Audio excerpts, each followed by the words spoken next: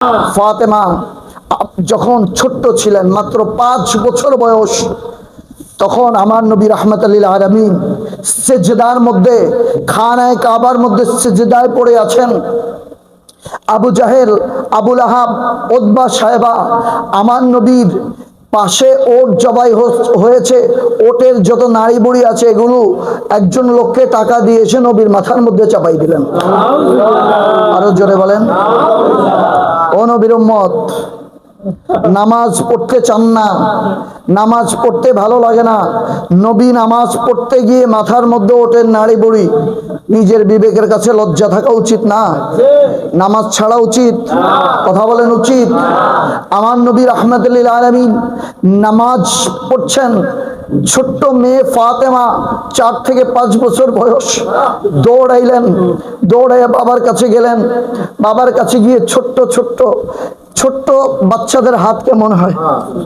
ছোট্ট বাচ্চাদের হাত, এই ছোট্ট বাচ্চার হাত দিয়ে ওটের নাড়ি বুলিগুলো ফাতেমা সরাই আমার নবীকে জড়াই দিলেন। উহুদের ময়দানে যখন নবী গেলেন, হযরতে আম্মাজান ফাতেমার বয়স যতদূর মনে পড়ে 7-8 বছর হবে, ছোট্ট মানুষ। ওই জায়গায় আমার নবী যখন দান মোবারক শহীদ হয়েছে, ওই ফাতেমা বসে বসে রক্তগুলো মুছতেছিল।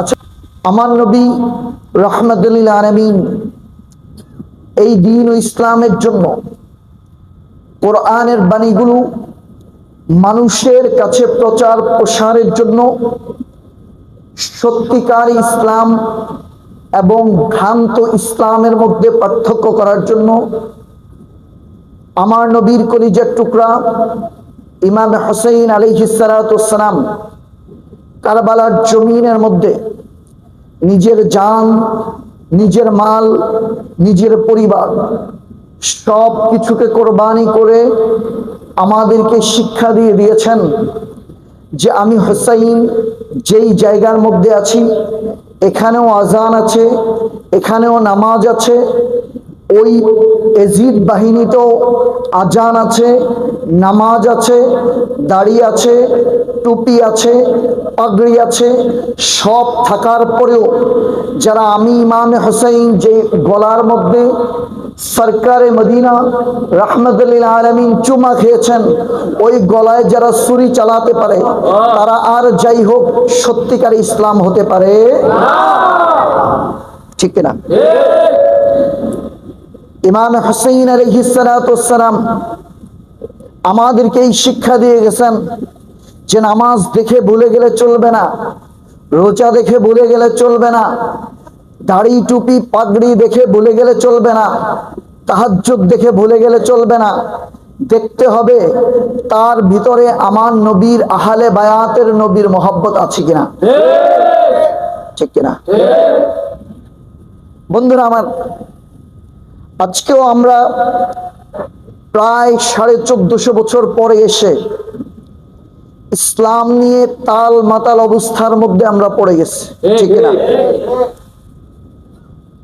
যে ইসলাম আমার নবী এনেছেন, ওই ইসলাম হুসাইন জিন্দা করেছেন।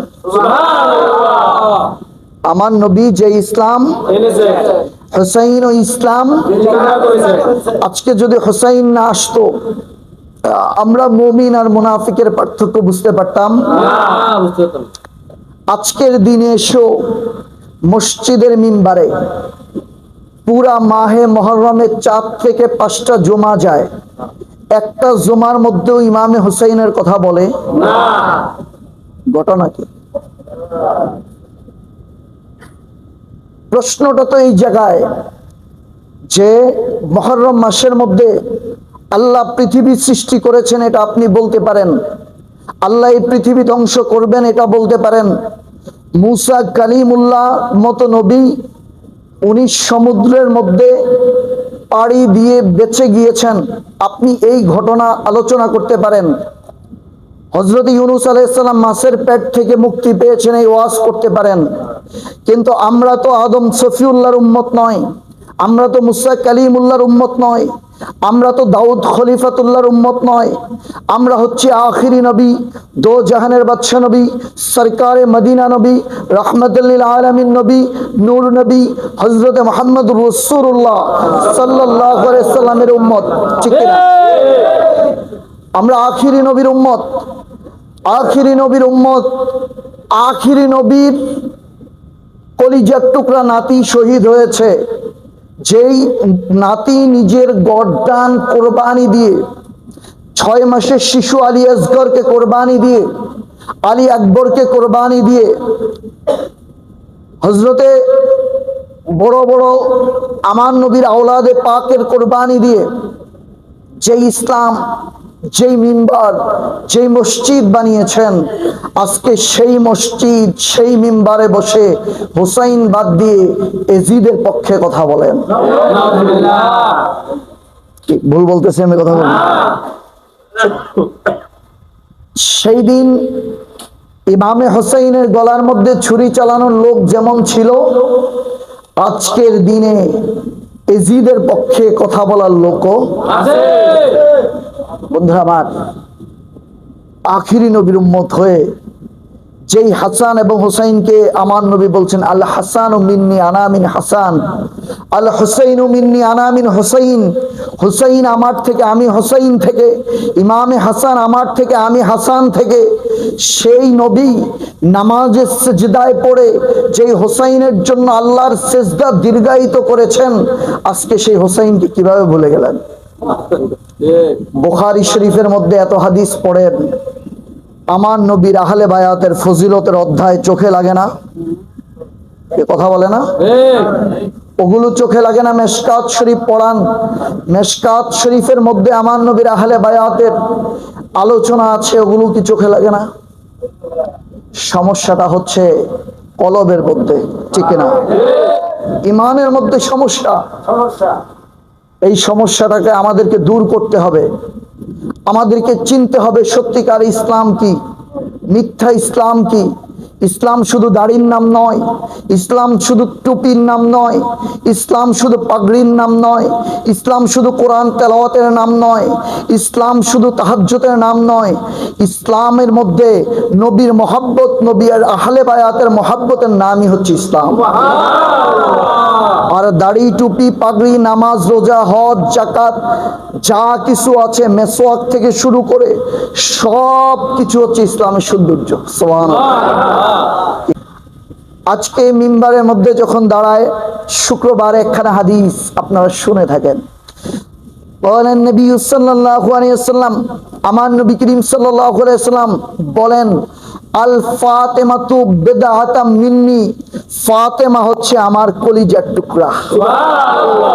আরো জোরে বলেন, সুবহানাল্লাহ। ফাতেমা হচ্ছে আমার কলিজার টুকরা। এখন আসেন একটা উদাহরণ দেই। আমার নবী রাহমাতুল লিল আলামিন, হুজুরে আকরাম সাইয়্যিদুল মুরসালিন, নূর নবী যেই রওজায়ে আতহারের মধ্যে শায়িত আছেন, ওই রওজায়ে আতহারের যেই মাটি মোবারকের মধ্যে আমার নবী শায়িত আছেন, ওই মাটি মোবারকের দাম আল্লাহর খানায়ে কাবার চেয়ে বেশি। সুবহানাল্লাহ। আরো জোরে, সুবহানাল্লাহ। আল্লাহর খানায়ে কাবার চেয়ে বেশি। ওই মাটি মোবারকের দাম আমার আল্লাহর আরশ আজিম থেকে বেশি। সুবহানাল্লাহ। আরো জোরে, সুবহানাল্লাহ। তার মানে দুনিয়ার মাটি, আমার নবী করিম সাল্লাল্লাহু আলাইহি সাল্লাম বলেছেন, মা বাইনা বাইতি ওয়া মিম্বারি রাওজাতুম মিন রিয়াজিল জান্নাহ, আমার মিম্বার থেকে আমার হুজরা পর্যন্ত এই পুরা যেতটুকু জায়গা আছে, পুরাটা হচ্ছে দুনিয়ার কোনো মাটি না, এটা জান্নাতের টুকরা। সুবহানাল্লাহ। আরো জোরে বলেন, সুবহানাল্লাহ। আমার নবী রাহমাতুল লিল আলামিন যেই জায়গার মধ্যে শুয়ে আছেন, খুব গভীর মনোযোগ, যেই জায়গায় আমার নবী শায়িত আছেন, ওই জান্নাতের টুকরা রওজা শরীফের মাটি আল্লাহর আরশ আজিমের চেয়ে দাম বেশি। কথা বলেন, আহলে সুন্নাত ওয়াল জামাতের আকীদা, ওই মাটি দাম বেশি। মাওয়াহিবুদ দুনিয়া, আল্লামা ইমাম কুস্তুলানী রাহমাতুল্লাহি আলাইহি, যিনি বুখারীর ব্যাখ্যা গ্রন্থ লিখেছেন, উনি বলেছেন, শেফা শরীফের মধ্যে আল্লামা কাজী আয়াজ এই আলোচনা করেছেন, হযরত আব্দুল হক মুহাদ্দিস দেহলভী রাহমাতুল্লাহি আলাইহি এই আলোচনা করেছেন যে আমার নবীর রওজায়ে আতহারের মাটি আল্লাহর আরশ আজিমের চেয়ে দাম বেশি। কেন? কারণ আমার নবী যেই মদিনায় ছিলেন, ওই মদিনা থেকে যেই দিন মেরাজের রাতে সুবহানাল্লাযী আসরা বিআবদিহি লাইলাম মিনাল মসজিদিল হারাম ইলাল মসজিদিল আকসা, এই যে আমার নবী সফর শুরু করেছেন, যেতে যেতে যেতে খানায়ে কাবা বাইতুল্লাহ থেকে শুরু করে বাইতুল মুকাদ্দাস, ওখান থেকে প্রথম আসমান, দ্বিতীয় আসমান, তৃতীয় আসমান, চতুর্থ আসমান, যেতে যেতে যেতে যেতে আমার নবী আল্লাহর আরশ আজিমে গিয়েছেন। যাওয়ার পরে আমার নবী যখন জুতা মোবারক খুলতে যাবেন, ওই জুতা মোবারক খোলার দৃশ্য দেখে আল্লাহর আরশ কাঁপাকাঁপি করে আল্লাহকে বললেন, আল্লাহ তোমার বন্ধু জুতা মোবারক কেন খুলতেছে? আল্লাহ ডাক দিয়ে বলেন, বন্ধু আপনি জুতা কেন খুলতেছেন? কয়, মূসা কালিমুল্লাহ যখন আপনার সাথে দেখা করতে এসেছে, আপনার সাথে দেখা করার প্রয়োজন মনে করেছে, তুর পাহাড়ে এসেছে, আপনি তাকে জুতা খুলে আসতে বলেছেন, ওই জন্য আমি ভাবলাম জুতা পরে তো এত দূর চলে এসেছি, জুতা খুলে আরশ আজিমের গেইটে প্রবেশ করি। আল্লাহ বলেন, না না না ইয়া রাসূলুল্লাহ, ইয়া হাবিবাল্লাহ, হুজুর হুজুর, ইয়া রাসূলুল্লাহ আপনি জুতা মোবারক খুলবে না। আপনি মূসা কালিমুল্লাহর মতো নবী না, আপনি দাউদ খলিফাতুল্লাহর মতো নবী না, আপনি মূসা কালিমুল্লাহর মতো নবী না, আপনি ইব্রাহিম খলিলুল্লাহর মতো নবী না, আপনি রাহমাতুল লিল আলামিন। আপনার কদমের মধ্যে যেই জুতা মোবারক আছে, জুতা মোবারকের মধ্যে যেই মাটি মোবারক আছে, ওই মাটি মোবারক আমার আরশ চুমা খেয়ে ধন্য হতে চায়। তাকবীর, সালাম, হায়দারি, কারবালা, জিন্দাবাদ জিন্দাবাদ, হুসাইন ইমাম হুসাইন, জিন্দাবাদ জিন্দাবাদ, দরবার শরীফ, জিন্দাবাদ জিন্দাবাদ, আল্লামা মুহিউদ্দিন আল কাদরি মাদ্দাজিল্লাহুল আলী, জিন্দাবাদ জিন্দাবাদ।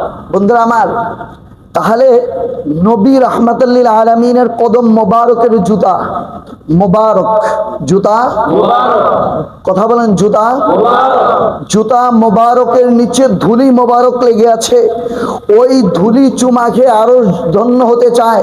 তাহলে নবী যেই জায়গায় শায়িত আছেন, আরাম করছেন, সেই জায়গার মাটির দাম আরশের চেয়ে বেশি না? সেই নবী বলেছেন, আল ফাতেমাতু বিদআতাম মিন্নি, ফাতেমা হচ্ছে আমার কলিজার টুকরা, আমার শরীরের একটা অংশ। তাহলে চিন্তা করেন, নবী যেই মাটি মোবারকের মধ্যে শায়িত আছে, ওই মাটি মোবারক যদি আরশ আজিমের চেয়ে দামি হয়, নবী যাকে নিজের অংশ বলেছে, নবী যাকে কলিজার টুকরা বলেছে, ওই ফাতেমার দাম খানায়ে কাবার চেয়েও বেশি, আরশ আজিমের চেয়েও বেশি। তাহলে ফাতেমার দাম কত বেশি? কত বেশি? আল্লাহর আরশ আজিম থেকে, তাহাতাস সারা থেকে বেশি, আলমে নাসুত থেকে বেশি, আলমে মালাকুত থেকে বেশি, আলমে জাবারুত থেকে বেশি, সব কিছুর চাইতে সব কিছুর চাইতে মা ফাতেমা। কোন মা ফাতেমা? আমরা বিপদের মধ্যে পড়ে গেলে, মুসিবতের মধ্যে পড়লে ইয়া গাউসুল আজম দস্তগীর বলে ডাক দেই, দেই কি দেই না?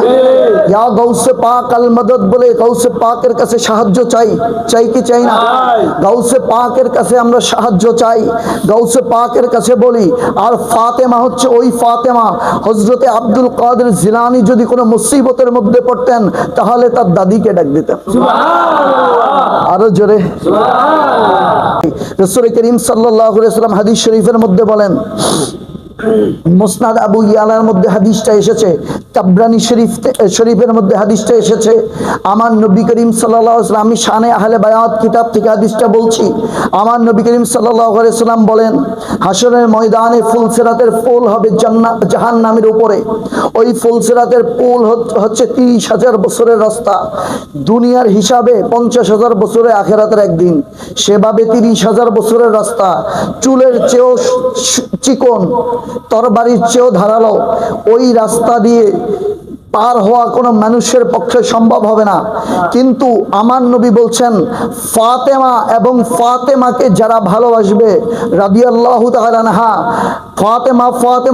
ফাতেমা রাদিয়াল্লাহু তাআলা আনহাকে যারা ভালোবাসবেন তারাই একমাত্র ওই ফুলসিরাতের পুলের উপর দিয়ে পার হতে পারবে। আরো জোরে বলেন। তাহলে মা ফাতেমা এবং মা ফাতেমার মহব্বত। গতকালকে মা ফাতেমার আলোচনা করতে গিয়েছি, আজকে বাকিটা করতেছি। বিরক্ত লাগতেছে না? মা ফাতেমাতুজ জোহরা রাদিয়াল্লাহু তাআলা আনহার কাছে আমার নবী করিম সাল্লাল্লাহু আলাইহি ওয়াসাল্লাম যখন বিয়ে মোবারক ঠিক হয়, জিব্রাইল আসছেন। জিব্রাইল আসছেন, এসে আমার নবীকে বলছেন, ইয়া রাসূলুল্লাহ, ইয়া হাবিবাল্লাহ, মা ফাতেমা এবং মাওলা আলীর বিয়ে আল্লাহ আরশ আজিমের মধ্যে, আসমানের মধ্যে করাই ফেলছে, আপনি জমিনের কাজটা করে ফেলেন। আরো জোরে, আপনি জমিনের মধ্যে করে ফেলেন। কয় ওখানে খুতবা কে পড়েছে? কয় আদম সফিউল্লাহ। আরো জোরে বলেন। মনে আছে আদম সফিউল্লাহ? গতকালকে বলছিলাম, দেখছিল, মনে আছে? আদম সফিউল্লাহ ওখানে খুতবা পড়েছেন। এদিক দিয়ে হযরত আবু বকর সিদ্দিক আর হযরত ওমর ফারুক হযরত মাওলা আলীকে ধরে বলতেছে, আলী একটা কথা বলতাম। বলছে, কি কথা বলো? তো নবীর কাছে তো নবীর শাহজাদিকে নেওয়ার জন্য, নবীর গুলশানকে নেওয়ার জন্য অনেকে হাত পেতেছে, কাউকে তো নবী দেয় নাই। আমাদের মন বলে নবী তোমার অপেক্ষা করতেছে। কার অপেক্ষা? তোমার অপেক্ষা করতেছে। আলী তোমার অপেক্ষা, তুমি যাও। হযরত আলী বলছেন, আমার তো ইচ্ছা আছে কিন্তু লজ্জা লাগতেছে। সুবহানাল্লাহ। লজ্জা আছে না নাই? আর আমাদের বর্তমান যুগের ছেলেদের কোনো লজ্জা শরম নাই। বাবার কথা শুনে না, মার কথা শুনে না, বের হয়ে গিয়ে বিয়ে করে ফেলে। আজকে যারা আমি গুনাহগারের হাতে হাত দিয়েছেন, আল্লাহর কাছে তওবা করবেন। কোনোদিন নিজে পছন্দ করবেন, যখন বাবা মা পছন্দ করে দেয় তখন নিজে পছন্দ করে নিজের মন মতো বাবা মার দীর্ঘশ্বাস নিয়ে কোনোদিন বিয়ে করবেন না, কোনোদিন করবেন না। মনে রাখবেন, বাবা মার মনে কষ্ট দিয়ে হজ করতে গেলে আল্লাহ হজ কবুল করে না। বিয়ে কিভাবে কবুল হবে? বাবা মাকে কষ্ট দিয়ে কোনোদিন বিয়ে করলে আল্লাহর দরবারে এটা কবুল হবে না। বাবা মাকে কষ্ট দিয়েন না। বর্তমান যুগের আমাদের যে ছেলে মেয়েরা আছে, বাবা থানায় যায় মেয়েকে নিয়ে আসতে, থানায় অন্য একটা ছেলের হাত ধরে বলে, আমি তারে চিনি না। হয় না? এই ঘটনাগুলো হয় না? কারণ কি জানেন? কারণ হচ্ছে এই আহলে বায়াতের শিক্ষা তাদের মধ্যে নাই। এই শিক্ষাগুলো আমাদের সন্তানদেরকে দিতে হবে। আমাদের সন্তানদেরকে মা ফাতেমাকে শিক্ষা দিতে হবে।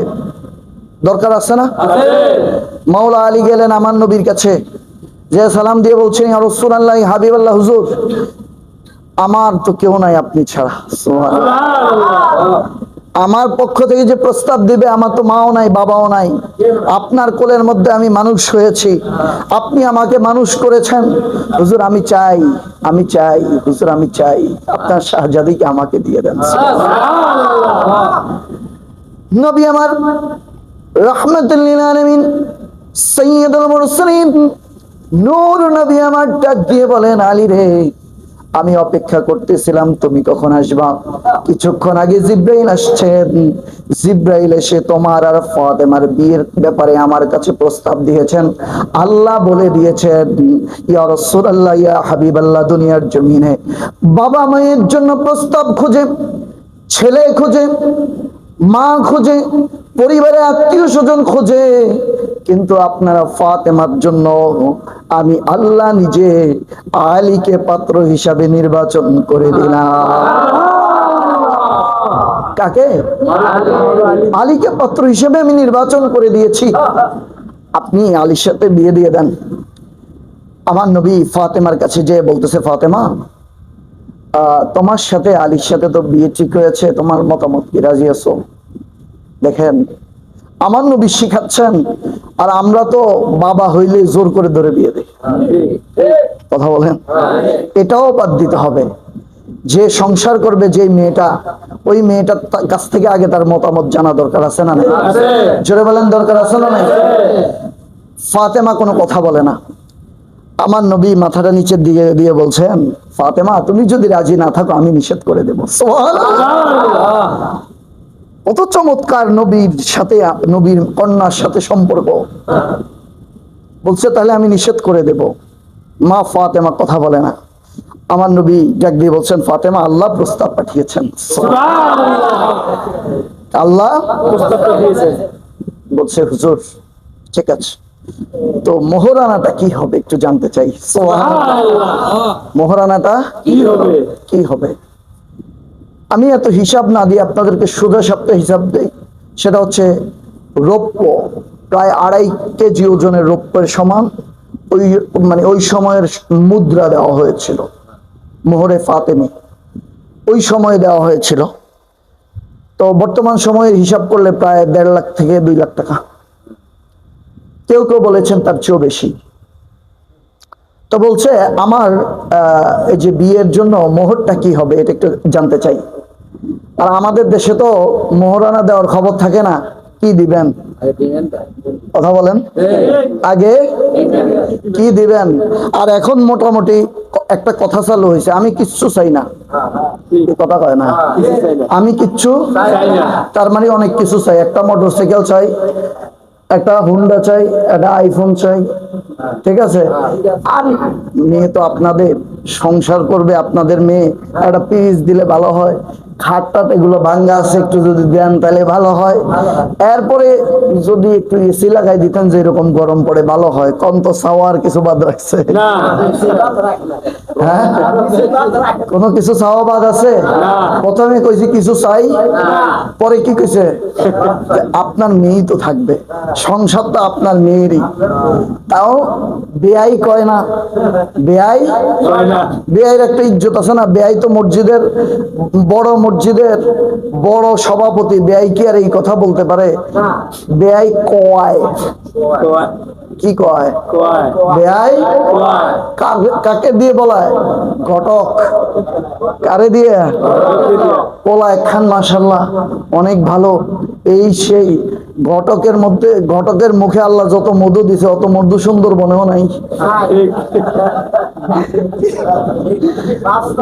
ঘটকের মুখে আল্লাহ যত মধু দিছে অত মধু সুন্দর বনেও নাই। অত মধু কোনো মৌমাছিও সংগ্রহ করতে পারে না। এমন ভাবে পাম দিবে আপনি ফুলতে ফুলতে রাবারের মতো বাস্ট না হয়ে পারতেছেন না। বন্ধুরা আমার, এইভাবে কোনোদিন এই বাটপারদের খপ্পরে পড়ে বিয়ে টিয়ে দিয়েন না। কথা বলেন, বিয়ে দিয়েন না। আম্মা জান ফাতেমা যোহরা রাদিয়াল্লাহু তাআলা আনহা নবীর কাছে প্রস্তাব করলেন, ইয়া রাসূলুল্লাহ, ইয়া হাবিবাল্লাহ, হুজুর আপনার কাছে জানতে চাই আমার মোহরটা কি হবে, কি মোহর আমাকে দেওয়া হবে। আমার নবী মোহরের শব্দ উল্লেখ করলেন। করার পরে ফাতেমা বললেন, আমি তো ফাতেমা, আমার কাছে তো আমি তো নবীর শাহজাদি। পৃথিবীর বড় বড় রাজা বাদশাদের মেয়ে স্বর্ণ রূপ্য দিয়ে বিয়ে হয়, আমারটাও যদি একই দিয়ে হয় তাহলে হইল কেমনে? তাহলে হবে কিভাবে? কয় ফাতেমা তাহলে তুমি তোমার মোহর চাও। ফাতেমা আমার নবীর কাছে ডাক দিয়ে বলেন, ইয়া রাসূলুল্লাহ, ইয়া হাবিবাল্লাহ, হুজুর আমি মোহর হিসাবে আমি একটু চাইতে পারি। বলছে কি চাও বলো? আমি চাই আমার মোহর হিসাবে আমার আল্লাহ নিজে লিখে দেবেন আপনার গুনাহগার উম্মতকে হাসরের ময়দানের মধ্যে বিনা হিসাবে জান্নাত দিয়ে দিবেন। কি দিবে? মোহর কি? ফাতেমা আমাদের জন্য কান্দে আর আমরা ফাতেমার জন্য কাঁদি না। ফাতেমা রাদিয়াল্লাহু তাআলা আনহা বলেন, মোহর আল্লাহ লিখে দিক। যদি আল্লাহ লিখে দেয় আমার এই বিয়েতে কোনো আপত্তি থাকবে না, আমি এই বিয়ে নিয়ে কোনো আপত্তি করব না, নাহলে আমার আপত্তি আছে। জিবরাইল আলাইহিস সালাতু ওয়াস সালাম এসে ডাক দেন, ইয়া রাসূলুল্লাহ, ইয়া হাবিবাল্লাহ, ওগো আল্লাহর নবী রাহমাতুল লিল আলামিন, আপনার মেয়ে ফাতেমার জন্য একটা উপহার আল্লাহ পাঠিয়েছেন। সুবহানাল্লাহ বলেন। ফাতেমার জন্য উপহার পাঠিয়েছেন। কয় কি উপহার? জিবরাইল আলাইহিস সালাতু ওয়াস সালাম আমার নবীর হাত মোবারকের মধ্যে দিলেন। আমার নবী হাত মোবারক থেকে ফাতেমার হাতের মধ্যে দিলেন।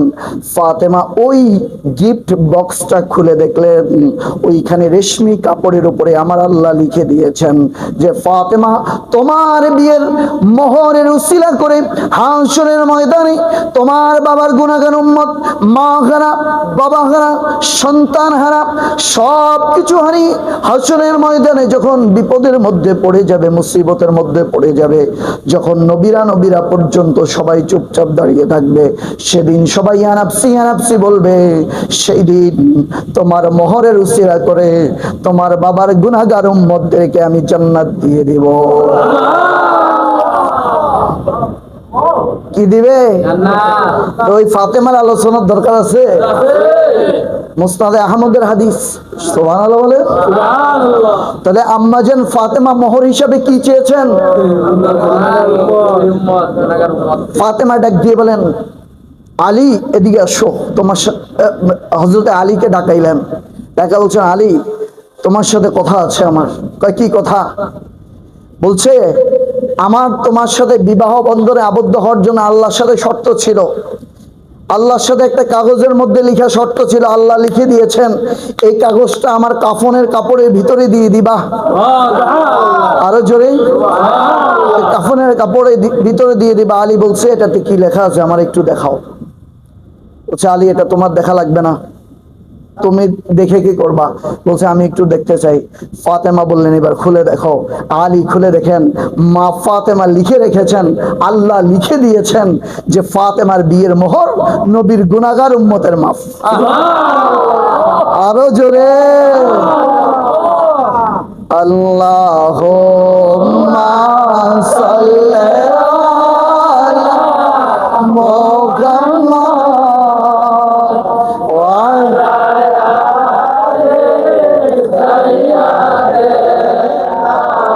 মুহাম্মাদ। আল্লাহুম্মা সাল্লি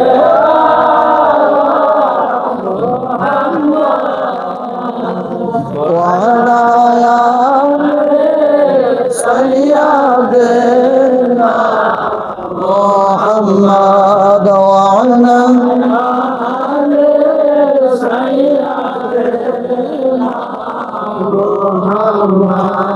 তাহলে ফাতেমার মোহর কি? কথা বলে না, কি? গুনাহগার উম্মতের নাজাত, নাজাত, নাজাত, নাজাত। তাহলে এবার বলেন, মা ফাতেমার আলোচনার দরকার আছে না নাই? মা ফাতেমার কথা শোনা দরকার আছে না নাই? মা ফাতেমাকে মহব্বত করার দরকার আছে না নাই? কার কার দরকার?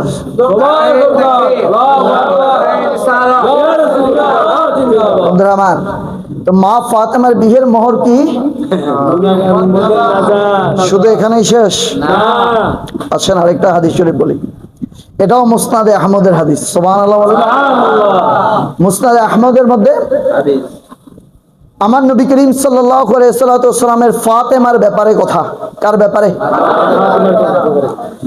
ফাতেমা কেমন সন্তান ছিল? কেমন সন্তান ছিল? মা ফাতেমাতুজ জোহরা রাদিয়াল্লাহু তাআলা আনহার ব্যাপারে হাদিস। হযরত আম্মা জান আয়েশা সিদ্দিকা রাদিয়াল্লাহু তাআলা আনহা বলেন, এই দুনিয়ার মানুষ ফাতেমা দেখতে কেমন ছিল জানো?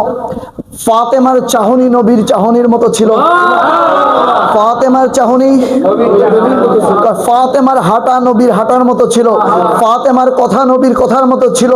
মা ফাতেমার চেহারা নবীর চেহারার মতো ছিল। আমি আমার জিন্দেগিতে যদি আমার নবীর পরে নবীর হুবহু কাউকে দেখে থাকি, তাহলে আমি ফাতেমাকে দেখেছি। আরো জোরে বলেন, আমি আমার নবীর পরে নবীর ফাতেমাকে নবীর মতো হুবহু দেখেছি। আরো জোরে বলেন, ফাতেমাকে কি দেখেছি? তো ফাতেমা হচ্ছে আমার নবীর হুবহু। কথা বলেন, ফাতেমা হচ্ছে নবীর হুবহু। কেমন হুবহু? একদিন শাম দেশ থেকে একজন মালিক আসলেন, রাজকুমারী আসলেন, তার নামও ফাতেমা ছিল। সে ভাবলেন নবীর রাজকন্যা, নবীর কলিজার টুকরা ফাতেমাকে একটু দেখে আসি। নবীর কলিজার টুকরা ফাতেমাকে দেখার জন্য সে সফর করলেন এবং অনেক উপটৌকন, অনেক গিফট নিলেন। গিফট নেওয়ার পর উনি নিয়ে আমার নবীর সাথে দেখা করলেন। দেখা করে নবীকে বলছেন, ইয়া রাসূলুল্লাহ, ইয়া হাবিবাল্লাহ, হুজুর আমি একটু আপনার শাহজাদির সাথে দেখা করতে চাই। নবী বলেন, যাও। শাহজাদির সাথে দেখা করতে গেলেন। মা ফাতেমার সাথে দীর্ঘ সময় কথা হলো। কথা হওয়ার পরে অনেকগুলো উপটৌকন দিলেন। একজন মালেকা ছিল, একজন শাহজাদি ছিল। সে অনেক উপটৌকন দিয়ে বলছেন, তোমার নাম আমার নামে, ওই জন্য আমি তোমাকে উপটৌকন দিয়েছি। দেওয়ার পরে আমি তাকিয়েছিলাম ফাতেমার দিকে। ফাতেমা আমাকে বলছে, আমরা তো মানুষের কিছু নেই না, তুমি যেহেতু আমাকে দিয়েছো, আমার নাম তোমার নামে, ঠিক আছে আমি তোমার এটা নিয়ে নিলাম। কিন্তু একটা কথা, তুমি যদি কিছু মনে না করো, এই সমস্ত উপটৌকনগুলো মদিনার মধ্যে অসংখ্য গরিব আছে, ওই ঘরের মধ্যে আমি বিলি করে দিতে চাচ্ছি। ওই মেয়েটা তওরাতের হাফিজ ছিল, জবুরের হাফিজ ছিল, ইনজিলের হাফিজ ছিল। ওই মেয়েটা বসা থেকে দাঁড়িয়ে গেলেন, দাঁড়িয়ে বলছেন, আমি তওরাতের মধ্যে পড়েছি, জবুরের মধ্যে পড়েছি, ইনজিলের মধ্যে পড়েছি, আমার আখিরি নবী, দো জাহানের বাদশা নবী, নূর নবী, রাহমাতাল লিল আলামিনের একজন কন্যা হবে, শাহজাদি হবে, সে নবীর মতো দানশীল হবে। ওই যেই ঘটনা পড়েছি, আজকে তোমার সাথে ওই ঘটনাটাই ঘটে গেল। ফাতেমার মতো কেউ আছে? আছে? ফাতেমা যখন ছোট্ট ছিলেন, মাত্র 5 বছর বয়স, তখন আমার নবী রাহমাতাল লিল আলামিন সিজদার মধ্যে, খানায়ে কাবার মধ্যে সিজদায় পড়ে আছেন। আবু জাহেল, আবু লাহাব, উতবা, সাহেবা আমার নবীর পাশে ওট জবাই হয়েছে। ওটের যত নাড়ি বুড়ি আছে এগুলো একজন লোককে টাকা দিয়ে এসে নবীর মাথার মধ্যে চাপাই দিলেন। আরো জোরে বলেন। ও নবীর উম্মত, নামাজ পড়তে চান না, নামাজ পড়তে ভালো লাগে না, নবী নামাজ পড়তে গিয়ে মাথার মধ্যে ওঠেন নাড়ি বুড়ি, নিজের বিবেকের কাছে লজ্জা থাকা উচিত না? নামাজ ছাড়া উচিত? কথা বলেন উচিত? আমার নবী রাহমাতুল লিল আলামিন নামাজ পড়ছেন। ছোট্ট মেয়ে ফাতেমা 4 থেকে 5 বছর বয়স, দৌড়াইলেন, দৌড়াইয়া বাবার কাছে গেলেন। বাবার কাছে গিয়ে ছোট্ট ছোট্ট ছোট্ট বাচ্চাদের হাত কেমন হয়? ছোট্ট বাচ্চাদের হাত, এই ছোট্ট বাচ্চার হাত দিয়ে ওটের নাড়িবুলিগুলো ফাতেমা সরাই আমার নবীকে জড়াই দিলেন। উহুদের ময়দানে যখন নবী গেলেন, হযরতে আম্মাজান ফাতেমার বয়স যতদূর মনে পড়ে 7-8 বছর হবে, ছোট্ট মানুষ। ওই জায়গায় আমার নবী যখন দান মোবারক শহীদ হয়েছে, ওই ফাতেমা বসে বসে রক্তগুলো মুছতেছিল। আচ্ছা বলেন তো, ফাতেমা নিজের জীবন যখন কাটাচ্ছিলেন নবীর সাথে, আমার নবীর সবচেয়ে কঠিন সময়ে ফাতেমার সাথে ছিলেন। কথা বলেন। সবচেয়ে কঠিন সময়ে মা ফাতেমা সাথে ছিলেন, মা ফাতেমা একত্রিত ছিলেন। ওই ফাতেমাকে আমার নবী করিম সাল্লাল্লাহু আলাইহি সাল্লাম দুনিয়ার জমিনের মানুষ, দুনিয়ার জমিনের মানুষ, দুনিয়ার জমিনের মানুষ, খুব গভীর মনোযোগ, দুনিয়ার জমিনের মানুষ শুধু মানুষ নয়, কি জিন, কি ফরি, কি ফেরেশতা, শুধু ফেরেশতা নয়, ফেরেশতার লিডার জিব্রাইল পর্যন্ত যেই নবীর দরজায় এসে দাঁড়াই থাকতেন, আজরাইলের মতো ফেরেশতা যেই নবীর দরজায় অনুমতি ছাড়া ভিতরে যেতেন না, মিরকাইলের মতো ফেরেশতা অনুমতি ছাড়া ভিতরে যেতেন না। যেই নবীকে দেখলে পাথর কথা বলতো, যেই নবীকে দেখলে শুকনা কাঠ কথা বলেছে, যেই নবীকে দেখেছে গাছ, নবীকে দেখেছে গাছ নবীর জন্য দাঁড়িয়ে গিয়েছে, ওই নবী রাহমাতুল লিল আলামিন সাইয়্যিদুল মুরসালিন রাহাতুল আশিকিন যখনই মা ফাতেমাকে দেখতেন, আমার নবী দো জাহানের বাদশা নিজে দাঁড়ায় যেতেন। আমার নবী নিজে দাঁড়ায় যেতেন। বলেন, পৃথিবী যার জন্য দাঁড়ায়, এরপরে কুল কায়নাতের মানুষ, কুল কায়নাতের, এই হাদিস মুসলিম শরীফের হাদিস, কুল কায়নাতের মানুষ কুল কায়নাতের মানুষ নবীর সাথে কথা বলার আগে আদব দেখাইতো। কি আদব? ফিদাকা আবি ওয়া উম্মি ইয়া রাসূলুল্লাহ, হুজুর আপনার কদমে আমার বাবা কুরবান, আমার মা কুরবান। আয়াত ইয়া রাসূলুল্লাহ, আসসালাতু ওয়াসসালামু আলাইকা ইয়া রাসূলুল্লাহ। এইভাবে আদবের সাথে কথা বলতেন, কারণ নবীর দরবারে বেয়াদবি হলে আমার আল্লাহ মাপ দিবে না, আমার আল্লাহ মাপ দিবে না। নবীর সাথে বেয়াদবি করা যাবে না, এইভাবে কথা বলতেন। আর নবী ফাতেমাকে যখন দেখতেন দাঁড়াতেন তো দাঁড়াতেন, ফাতেমার দিকে তাকায়া বলতেন, ফাতেমা তোমার কদমে আমার বাবা খাজা আব্দুল্লাহ, মা আমেনা কুরবান। সুবহানাল্লাহ, আমার বাবা আব্দুল্লাহ এবং মা আমেনা কুরবান। এরপরে মা ফাতেমাতুজ জোহরা রাদিয়াল্লাহু তাআলা আনহাকে আপনি আর কি দিয়ে মাপতে চান? বলেন কি দিয়ে মাপবেন? সরকারে মদিনা, সৈয়দুস সাকালাইন, নূরে নবী, রাহমাতুল লিল আলামিন, নবী আমার ফাতেমা রাদিয়াল্লাহু তাআলা আনহার দিকে যখনই তাকাইতেন আমার নবী নাক মোবারক লাগাই দিতেন, দিয়ে বলতেন, ফাতেমা জান্নাতে ফুলের যেই খুশবু ছিল তুমি ফাতেমার শরীর থেকে আমি ওই খুশবু পাই। বলেন, নবী যাকে নাক লাগায়া যার গান নিতেন, নবী যাকে দেখলে দাঁড়ায় যাইতেন, আমার নবী যাকে দেখলে তার বাবা আব্দুল্লাহ মা আমেনাকে কোরবান করতেন, ওই ফাতেমার শান কত বড়! ওই ফাতেমা রাদিয়াল্লাহু তাআলা আনহার শান, মান, ইজ্জত, আজমত খানায়ে কাবার চেয়েও বেশি, আল্লাহর আরশ আজিমের চেয়েও বেশি। ঠিক কিনা বন্ধুরা আমার? আমি আপনি মৃত্যুর আগে নিয়ত করি, আল্লাহ খানায়ে কাবা না দেখায়া মরণ দিও না। এরকম করি না? দরকার আছে তো? খানায়ে কাবা আমরা দেখতে চাই না? জোরে বলেন চাই না? আল্লাহ আমাদের সবাইকে পবিত্র হজ ওমরা পালন করার মতো সৌভাগ্যবান বানাই দিক। আমরা চাই মৃত্যুর আগে একবার হলো সবুজ গম্বুজ দেখতে। কথা বলেন। নবীর রওজায়ে আতহার দেখার জন্য সারা জীবন জিন্দেগিতে দোয়া করি, আল্লাহ খানায়ে কাবা একবার না দেখায়া মরণ দিও না, নবীর রওজায়ে আতহার জিয়ারত না করায়া, নবীর সবুজে গম্বুজ না দেখায়া মরণ দিও না। আর আমার নবী কি দোয়া করতেন জানেন?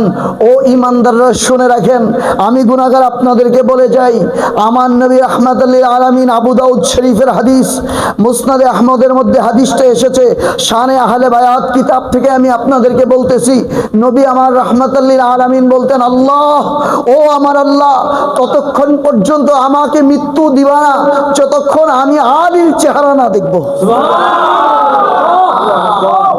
আল্লাহু আকবার। নবী কার চেহারা দেখতে চায়? আমরা খানায়ে কাবা দেখতে চাই, মৃত্যুর আগে নবী দেখতে চাই। ঠিক না? নবীকে যদি একবার দেখি জাহান্নামের আগুন। কথা বলেন, জাহান্নামের আগুন। তো যেই নবী নিজে, যেই মৌলবী নিজেকে নবীর মতো বলে, কথা বলেন, ওই মৌলবীর স্বপ্ন দেখলে জাহান্নামের আগুন হারাম। বেকুবেরও তো সীমা থাকে, কম আক্কেলেরও তো সীমা থাকে, সীমাহীন কম আক্কেল। কথা বলেন। এটা এগুলোকে তো আমি মুসলমান বলি না, এগুলো প্রাইভেট মুসলমান। এগুলো কি মুসলমান? প্রাইভেট মুসলমান, খাঁটি মুসলমান। বন্ধুরা আমার, আমার নবী সরকারে মদিনা, দো জাহানের বাদশা নবী সব সময় দোয়া করতেন, আল্লাহ আলীকে না দেখায়া মরণ। তার মানে যার স্বামীকে দেখে আমার নবী দুনিয়া থেকে যেতে চান তিনি ফাতেমা, তিনি ফাতেমা। তো এই ফাতেমাতুজ জোহরা রাদিয়াল্লাহু তাআলা আনহাকে আজকে ভালোবাসে না। আগে মা ফাতেমাকে নির্যাতন করেছে একভাবে, এখন নির্যাতন হচ্ছে ফাতেমার শান, মান। বুখারী শরীফের হাদিসের মধ্যে আছে, কিতাবু ফাজাইল আহলে বায়াত, আহলে বায়াতের অধ্যায় আছে, এই অধ্যায় উল্টাই দেখে। মুসলিম শরীফে আছে, আবু দাউদ শরীফের মধ্যে আছে, নাসাইর মধ্যে আছে, ইবনে মাজার মধ্যে আছে, সমস্ত হাদিসের কিতাবের মধ্যে আহলে বায়াতের শান আছে। তাহলে আমি আজকে আপনাদের কাছে জানতে চাই, সব কিতাবে থাকার পরেও যারা এগুলাকে ডাকনা দিয়ে রাখে, যারা আমাদের কাছে স্বীকার করতে চায় না, আমরা কিভাবে তাদের সাথে ভালোভাবে চলি আপনি বলেন? ভালোভাবে চলবো কিভাবে? ভালো তো চাইলেও আসে। আপনার নবীর সাথে, নবীর আহলে বায়াতের সাথে ভালো লাগে না, আমার আপনার সাথে ভালো লাগার তো দরকার নেই। কথা কি তিক্ত হয়ে গেল? কথা আমার এরকমই। আপনার নবী, নবীর আহলে বায়াত ভালো লাগে, আপনার জুতো আমার মাথায়, আর আপনার ভালো লাগে না, আমারও আপনারে ভালো লাগে না। এবার আপনি মুফতি হন, মুহাদ্দিস হন, ফকি হন, জাদ্রাইল কোন আলেম হন, তো কি হইছে? কথা বলেন, কি হয়েছে? শয়তানের চেয়ে বড় আলেম তো আর এখন হন নাই। শয়তানের চেয়ে বড় আলেম হইছে? শয়তান আলেম কি ছোটখাটো ছিল? মুআল্লিমুল মালায়েকা, আমরা তো মানুষের পড়াই, হে ফেরেশতা পড়াইতো। সে কি পড়াইতো? তো অনেক জাননেওয়ালা মানি বড় আলেম। আল্লাহর পছন্দনীয় ব্যাপারটা এমন না বড় জাননেওয়ালাই ইবলিস হইছে। জানবেন কম, মানবেন বেশি। এই কথা বলেন, জানবেন মানবেন, যেদূর জানবেন উদ্দূর মানার চেষ্টা করবেন। দরকার আছে? বুদ্ধর আমার, প্রতিদিন আলোচনা শুনেন, এই গরমে আপনাদেরকে আর কষ্ট না দেই। মা ফাতেমার কথা বলতেছিলাম, ছোট্ট করে শেষ করে দেই। মা ফাতেমা, ওই মা ফাতেমা, যেই মা ফাতেমার ঘর থেকে গৌসে পাকের মতো অলি হয়। মা ফাতেমা, ওই মা ফাতেমা, যার ঘর থেকে খাজা গরিবের নেওয়াজের মতো অলি হয়। মা ফাতেমা, ওই মা ফাতেমা, যার ঘর থেকে হজরতে মুজাদ্দিদ আল-ফিসানির মতো অলি হয়। মা ফাতেমা, ওই মা ফাতেমা, যার ঘরের থেকে ইমামে হুসাইনে কারবালার জন্ম হয়। ঠিক কিনা? এটা সাধারণ কোন ঘর? সাধারণ কোন ঘর? আমার ফাতেমা এটা জান্নাতের ফুল ছিল। কিসের ফুল? জান্নাতের ফুল। আরেকটা রওয়ায়াত আছে, সেটাও বলে দিয়ে যাই। আম্মা জান খাদিজাতুল কুবরা একদিন আমার নবীর রান মোবারকের উপরে শায়িত। সুবহানাল্লাহ। আম্মা জান খাদিজাতুল কুবরা রান মোবারকের উপরে শায়িত আছেন। ওই শায়িত থাকা অবস্থায় আমার নবীর দিকে তাকায় বলছেন, ইয়া রাসূলুল্লাহ, ইয়া হাবিবাল্লাহ, হুজুর, আমার তো ইচ্ছা করছে জান্নাতের একটা ফল খাইতে। নবীর কাছে চাইলে পাওয়া যায় না? যায় না? যায়নি না? ডাইরেক্ট আল্লাহর কাছে।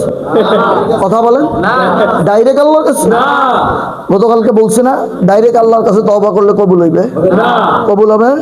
ওয়ালাউ আন্নাহুম ইয যালামু আনফুসাহুম জাউকা ফাস্তাগফিরুল্লাহ ওয়াস্তাগফারা লাহুমুর রাসূল লাওয়াজাদাল্লাহ তাওয়াবার রহিম। গুনাহ করবা, আমি আল্লাহর কাছে ক্ষমা চাইবা, নবীর কাছে, নবী ক্ষমা করলে আমি আল্লাহ মাফ করে দেব। তো ডাইরেক্ট আল্লাহর কাছে। আচ্ছা, একটা উদাহরণ দেই, একটা কথা শোনেন। মনে চাইছে চা খাইতে, কি মনে চায় না আপনাদের? চা খাইতে মনে চায় না? মনে করলেন মনে চাইছে চা খাইতে। চা খাইতে চা পাতি দরকার, পানি দরকার, চিনি দরকার, আগুন দরকার। এখন আপনি বললেন আমি ডাইরেক্ট পার্টি,